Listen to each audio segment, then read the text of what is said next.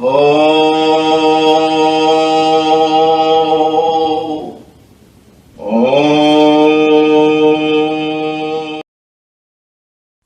மறைவிற்கு 14 மாதங்களுக்குப் பின் எனக்கு எனது அன்னை மிக முக்கியமான செய்தி ஒன்றை விட்டுச் சென்றிருப்பதை அறிந்தேன். அவரது மரணப் படுக்கையின் அருகில் அனந்தா இருந்து அச்செய்தியை குறித்துக் கொண்டான்.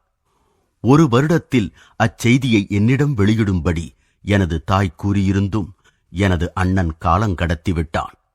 எனது தாய் அவனுக்காக பார்த்து வைத்திருந்த பெண்ணை மணம் செய்து கொள்ள சீக்கிரமே அவன் பரேலியை விட்டு கல்கத்தாவிற்கு புறப்படுவதாயிருந்தது. ஒரு நாள் மாலை அவன் என்னை தன் அருகில் அழைத்தான். முகுந்தா, உன்னிடம் சில விசித்திரமான செய்திகளை கூற நான் தயங்கிக் கொண்டிருந்தேன். அனந்தாவின் குரலில் ஆற்றாமை தொனி ஒலித்தது. வீட்டைத் துறக்கும் உன் ஆவலை எங்கு நான் அதிகரிக்கச் செய்து விடுவேனோ என்று பயந்தேன். எப்படியும் நீ இறை ஆர்வத்தில் துடித்துக் கொண்டிருக்கிறாய். சமீபத்தில் நீ இமயத்திற்குப் போகும் வழியில் உன்னை நான் பிடித்த பொழுது நான் ஒரு தீர்மானமான முடிவிற்கு வந்துவிட்டேன். எனது புனிதமான வாக்குறுதியை நிறைவேற்றுவதை நான் இனியும் தள்ளிப்போடக்கூடாது எனக் கூறி எனது அண்ணன் என்னிடம் ஒரு சிறு பேழையை கொடுத்து அன்னை சொல்லிச் சென்ற பின்வரும் செய்தியை கூறினான். எனது அன்பார்ந்த மகனே முகுந்தா, இந்த சொற்கள் எனது கடைசி ஆசிகளாயிருக்கட்டும். உன் பிறப்பை அடுத்து நிகழ்ந்த அநேக அற்புத சம்பவங்களை கூற வேண்டிய தருணம் வந்துவிட்டது.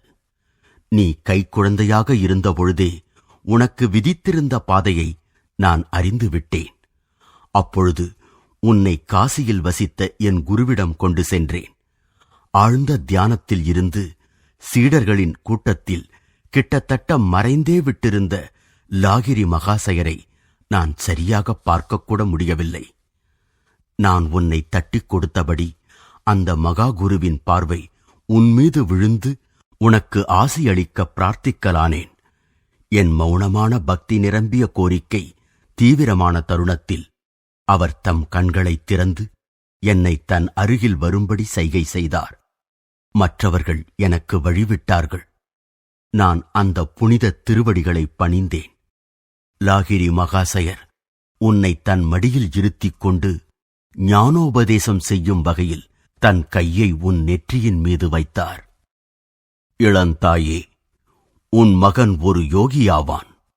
ஆன்மீக ஆற்றலால் அவன் அநேக ஆன்மாக்களை இறைவனின் சாம்ராஜ்யத்திற்கு கொண்டு செல்வான். எல்லாம் அறிந்த குரு என் ரகசிய பிரார்த்தனைக்கு செவிசாய்த்ததைக் கண்டு என் இதயம் ஆனந்தத்தில் துள்ளியது. நீ பிறப்பதற்கு சிறிது காலம் முன்பே அவருடைய வழியை நீ பின்பற்றுவாய் என்று அவர் எனக்கு கூறியிருந்தார்.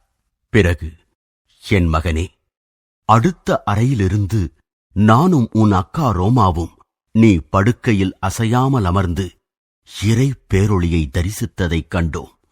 உன் சிறு வதனம் ஒளிமயமாயிருந்தது. நீ இறைவனைத் தேடி இமயத்திற்குச் செல்வதாக கூறிய பொழுது உன் குரலில் இரும்பையொத்த உறுதியான தீர்மானம் ஒலித்தது. அன்பார்ந்த மகனே, இம்மாதிரியான நிமித்தங்களால் உன் பாதை உலக ஆசைகளிலிருந்து வெகு தூரம் விலகியே உள்ளது என்பதை அறிந்து கொண்டேன். என் வாழ்க்கையில் நடந்த குறிப்பிடத்தக்க ஒரு சம்பவம் எனக்கு இன்னும் உறுதியளித்தது. இந்த மரணப்படுக்கை செய்தியை அளிக்கும்படி என்னை தூண்டியது. அச்சம்பவம் பஞ்சாபில் ஒரு மகானுடன் நிகழ்ந்த சந்திப்பு. நம் குடும்பம் லாகூரில் வசித்து வந்த பொழுது ஒரு நாள் காலை வேலைக்காரன் என் அறைக்கு வந்தான். அம்மா, ஒரு முன்பின் தெரியாத சாது வந்திருக்கிறார். அவர் முகுந்தனின் அன்னையை காண வேண்டும் என்று வற்புறுத்துகிறார் என்றான். இவ்வெளிய சொற்கள் என் ஆழ்மன தந்திகளைத் தொட்டன. நான் உடனே அந்த விருந்தாளியை வரவேற்கச் சென்றேன். அவர் அடிகளை பணியும் பொழுது என் முன் நிற்பவர் ஒரு மெய்யான தெய்வ மனிதர் என்பதை உணர்ந்தேன். தாயே, பெரும் ஞானிகள் உன் பூலோக வாழ்க்கை முடிய இன்னும் அதிக காலமில்லை என்பதை தெரியப்படுத்த விரும்புகிறார்கள். தாங்கள் அடுத்த தடவை நோயுறும்போது அதுவே உங்கள் ஆயுள் முடிவை குறிக்கும். அவருடைய சொற்களுக்குப் பிறகு அங்கு ஒரு மௌனம் நிலவியது. அப்போது எனக்கு எந்தவித அச்சமும் உண்டாகவில்லை. மாறாக பேரமைதியின் அதிர்வை உணர்ந்தேன். கடைசியில் அவர் மறுபடியும் என்னிடம் கூறினார், ஒரு வெள்ளித் தாயத்தை காப்பாற்றும் பொறுப்பை நீ ஏற்க வேண்டும். நான் அதை இன்று உன்னிடம் தருவதாக இல்லை. நான் கூறும் சொற்களில் உள்ள உண்மையை நிரூபிக்க நாளை நீ தியானம் செய்யும்போது அத்தாயத்து தானாகவே உன் கைக்குள் வந்து சேரும். உன் மரணப்படுக்கையில் நீ உன் மூத்த மகன் அனந்தாவிடம் அவன் 1 வருடம் அத்தாயத்தை வைத்திருந்த பின்னர் உன் 2வது மகனிடம் அதை கொடுக்கும்படி தெரிவிக்க வேண்டும். முகுந்தன் பெரிய ஞானிகளிடமிருந்து அந்த தாயத்தின் பொருளை அறிவான். அவன் உலக ஆசைகளை முற்றும் துறந்து கடவுளை நோக்கி தீவிர நாட்டத்துடன் செல்ல தயாராகும் தருணத்தில் அது அவன் கையில் கிடைக்க வேண்டும். சில வருடங்கள் அவன் அந்த தாயத்தை வைத்திருந்து அதனுடைய பலன் அவனுக்கு கிட்டியதும் அது மறைந்துவிடும். எவ்வளவு ரகசியமான இடத்தில் வைக்கப்பட்டிருந்தாலும் அது எங்கிருந்து வந்ததோ அங்கு திரும்பிவிடும். நான் அவருக்கு காணிக்கை அளித்து மிக்க மரியாதையுடன் அவரை வணங்கினேன். அவர் நான் அளித்தவைகளை பெற்றுக்கொள்ளாமல் ஆசி கூறி புறப்பட்டு விட்டார். மறுநாள் மாலை நான் கூப்பிய கரங்களுடன் தியானத்தில் அமர்ந்திருந்த பொழுது அந்த சாது வாக்களித்தது போலவே ஒரு வெள்ளித் தாயத்து என் உள்ளங்கைகளுக்கிடையில் தோன்றியது. அது என் கையுள் வந்துள்ளது என்பதை அதனால் ஏற்பட்ட மிருதுவான குளிர்ந்த உணர்ச்சியினால் தெரிந்து கொண்டேன். நான் அதை 2 வருடங்களுக்கு மேலாக விழிப்புடன் காத்து வந்து இப்பொழுது அதை அனந்தாவின் பாதுகாப்பில் விட்டுச் செல்கிறேன். எனக்காக வருந்தாதே, ஏனெனில் நான் பரம்பொருளிடம் என் குருதேவரால் அழைத்துச் செல்லப்பட்டிருப்பேன்.